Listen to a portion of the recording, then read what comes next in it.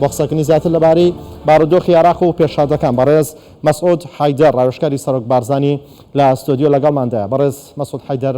بەخێر بێن. دەوترێت بڕیارەکانی دادگای فدراڵی عێراق هۆکاری کێشەکانی عێراقن کە ئێستا بەم ڕۆژە گەیشتووە. بەڵێ زۆر سپاس وڵایەوە سەردێکی زۆر جوانتان کرد بۆ بابەتەکە. طبعا ئەسڵی مشەڕعی دەستوری کە لە 2005 دەستوری عێراقیان نووسیەوە ئامانجی ئەساسیان ئەو بوو لە محکەمەی دەستوری یا محکەمەی اتحادی بۆ ئەوەی ببێتە کلیلی چارەسەر. لە حقیقەتدا لە 2002 محکەمەی اتحادی بە تەفسیرکردنی مادەی 76 بۆ کوتلەی ئەکبەر بوون بە دەرگایەکی واڵا بۆ کێشەکان لە عێراقا. نەبوونە کلیلی چارەسەر، بوونە کلیلی گرفت،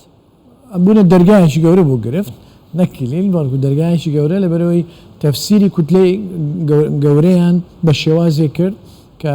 ئایاد عەلاوی کە 91 کورسی هەبوو نەبێتە سەرۆکوەزیران، بەڵکو دەوڵەتی قانون کە 80 ویان هەبوو ئەوان ڕئاسی وزارە وەرگرن بە سەرۆکایەتی نوری مالیکی. لەو لەحزەوە ئەتوانین بڵێن دەسەڵاتی دادوەری لە عێراقا بە سیاسی کرا و تا ئەمڕۆژ دەسەڵاتی دادوەری دەسەڵاتێکی بە سیاسی کراوە و جێ سەرسوڕمانە تاوەکو خولی سێهەم لە عێراقا 3 سەرۆکایەتی هەبوو، ئێستا لە عێراقا 4 سەرۆکایەتی هەیە. مەفروضە دەسەڵاتی دادوەری بە هیچ شێوەیەک دەستێوەردان نەکات لە کاروباری سیاسی و تەنانەت لە کۆبنەوەی سێ سەرۆکایەتەکەشا بەشداری نەکات، چونکە دەسەڵاتێکی سربەخۆیە و پێویستە ڕۆڵی خۆی هەبێ و ئیشکارەکانی دادگا بکە و عیلاقەی بە بەڕێوەبردننی دەوڵەت و مؤسساتی دەوڵەتەوە نەبێ. ئێستا ئەمڕۆ جارێکی دیکە کۆبنەوەیکی لایەنە سیاسیەکانی عێراق کرا، بەردەوام مستەفا کاظمی هەوڵدەدات دانیشتێکی نیشتیمانی بکرێت و لایەنە سیاسیەکان بگەنە ڕێکەوتنێک. ئەگەر سێرێکی بکەین ئەم یاریە ئەم کۆبنەوەک و یاریەک سیر بکەین، لایەنەکان لەگەڵ مستەفا کاظمی وەکو تیمێکن، مقتەدا سەدریش وەکو تیمێکی دیکە، بەڵام هیچ کاتێک تیمی دووەم ئامادە نییە. ئەمە چه سوودێکی ئەم کۆبنەوە؟ ئەگەر ڕەوتی سەدر ئامادە نیە یان ڕەوتی سەدر بۆ ئامادە نین بێنە کۆبنەوەکان؟ خۆی دووش ینی دوو ڕەهەندیە یاخود دوو شێوازە، شێوازێکی ئەوەی کە لە شاشەکان هەیە و لە پێش شاوە و بەشێکی تریشی لە پێش شاو نییە، لەبەرەوەی لە پێشناوین ئەوی لە پێش شاوە کە ئەبینین بەشداریە کرێ و ئەو لایەنانە بەشداریەکەن و ڕەوتی سەدر بەشداری ناکە، بەڵام لە حقیقەتدا مستەفا کاظمی پاڵپشتیە کرێ بە قووەت لەلایەن ڕەوتی سەدری و شخصی مقتەدا سەدرەوە و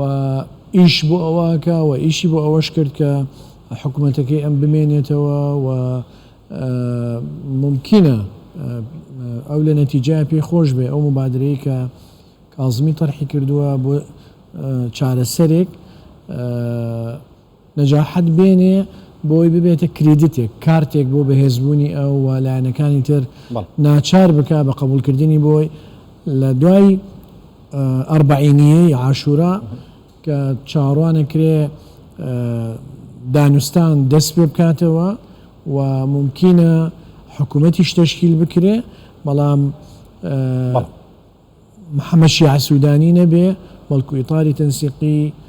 قبولی ئەوە بکەن کە مستەفا کاظمی ئەو حکوومەتە تەشکیل بکە و وەکو دوێنێ لەو تویتەی محەممەد حەلووسی ئاماژێ بەوە کرد کە انتخاباتی پێشوەخت بکرێ، ممکنە نهایەتی 23 یا بیدایەتی 24، بەڵام کاظمی حکوومەتێکی کامل سەلاحیات تەشکیل بکە بە ئەستافی قسە و باسی لەبارەوە کرێەوەی کە بڕیار بە حکوومەتێک بێت بۆ ماوەی 1 ساڵ بێت، ئەرکەکانی پێڵبژاردننی پێشوەختە و یاسای هەڵبژاردن و ئەوانە بێت، ئەمە دەچێتە بواری جێبەجێکردنەوە پێتان وایە؟ واردە، لەبەرەوەی عێراق لە نەتیجای ئەبێ حکوومەت تەشکیل کرێ لە عێراقا، چونکە ڕاستە بە پێی قانونی داری مالی و دەینی عام بە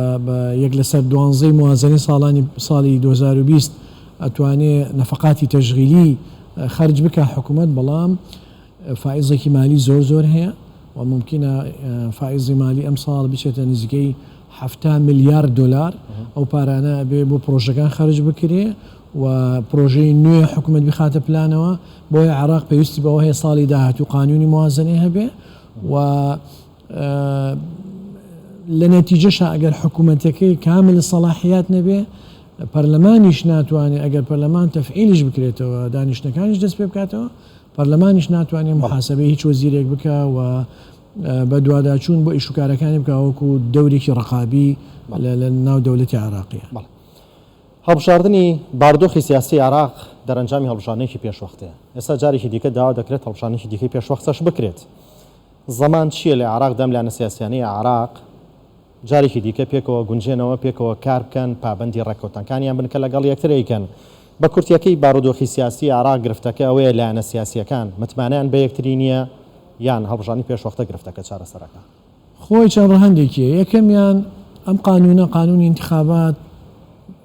ملاحظاتی زۆر لەسەر هەبوو کە ئەمە لەگەڵ واقعی عراقیە ناگونجێ و دوایی ئیطاری تەنسیقی ملاحظایان لەسەری هەبوو. ئەمە یەک. دوو لە عێراقا حەقیقەتێک هەیە ئەوانەی کە ئەمڕۆ لە دەسەڵاتن لە بەغدا قەت قبولی ئەوە ناکەن کە دۆڕاو بن ئللا ئەبێ سەرکەوتوو بن و ئەگەرەک و مەقاعدیشیان نەبێ مادام هێزی چەکدار و میلیشیان هەیە ئەیانوێ بە هەر شێوازێک بێ لە ناو دەسەڵاتە بمێنەوە لەبەروی مەکاسبی سیاسیان هەیە اقتصادیان هەیە ئەمنیان هەیە و تەمسیلی جەناحێکی معەنەکەن کە ئینتیمایان بۆ وڵاتێکی دیاریکراوە هەیە بۆیە بە هیچ نەوەیەک قبوڵیەوە ناکەن پەراوێز بخرێن و ترسی ئەوشیان هەیە ڕۆژێک لە ڕۆژان ئەگەر لە دەسەڵاتە نەمێنن ڕوبەڕووی دادگایی بکرێنەوە ئەوانە وەکو گەرنتی لە عێراق هیچ گەرنتیەک نییە ئیلا بێ لە نەتیجەیە هەموو لایەنەکان متەفاهم بن بۆیەش داوا ئەکرێەوە محکەمەی اتحادی قەراریشی دا کە ئەبێ ئەم قانونی انتخاباتە تعدیل بکرێتەوە و ئەم بخۆم تەسەوریەوە کەم تعدیلەکە بگەڕێتەوە ئەوەی هەر محافظەیەک و بازنەیەک بێ ئەبێ ئەوەش لەبەر چاو بگرین کە سەدرەکان بە تێڕوانینی من هەڵەیەکی استراتیژی زۆر گەورەیان کرد بەوەی لە پەرلەمان کشانەوە چونکە لە حالەتێکدا ئەگەر لە دوای نهایەتی مانگینەوە دانوستان دەست پێ بکاتەوە و پەرلەمان بکەوێتەوە ئیش لەسەر تشکیل تاوانێ بگەڕێنەوە دانیشتەکان جارێکی دیکە پەرلەمانتارانی ڕەوتی سەدر حسب معلوماتی من هیچ نەسێکی قانونی نییە ڕێگا بدا پەرلەمانتارانی سەدر بگەڕێنەوە و پەیڕەوی ناوخۆی پەرلەمانی عێراقی زۆر وازەحە تەنها کەسێک کە حەقی ئەوەی هەیە داوای گەڕانەوە بکە حاکم زاملیە کە جێگیری یەکەمی سەرۆک پەرلەمان بۆ چونکە ئەو بەدەنگدان بووە بە جێگیری سەرۆک پەرلەمان و ئەبێ بەدەنگدانیش لە جێگیری سەرۆک پەرلەمانی لا ببرێ ئەوەی تر سەلاحیەتی ڕئیس پەرلەمانە یعنی شتێکیش هەیە لە عێراقا لەبەرەوەی وڵاتی عجایبە نە قانون ڕێزی لێگیرە نە دەستور ئەگەر ئەو داوایەیە کە ئەو محامیە کردی بووی و دوای سەدرەکان نەفیان کرد ئەگەر محکەمەی اتحادیە بە نەزەر اعتیبار وەربگرێ و اتفاقێکی سیاسی بکرێت لە نێوان تەیار و ئیطارە ممکنە تەخریجەیەکی بۆ بدۆزنەوە بڵێ بۆیان هەیە بڵێن زۆر باسی شیعە و ناکۆچینی و ماڵی شیعە و ئەوانمان کرد بەڵام کوردیش تا ئێستا نەگەشتوتە ڕێکەوتێک لەسەر پۆستی سەرۆک کۆمار ئێوە لە سەرچاوی زانیاری و ڕێکەوتەکان نزیکن بین یەکێتی و پارتی ئێستا هیچ ڕێکەوتێکی لەسەر پۆستی سەرۆک کۆمار هیچ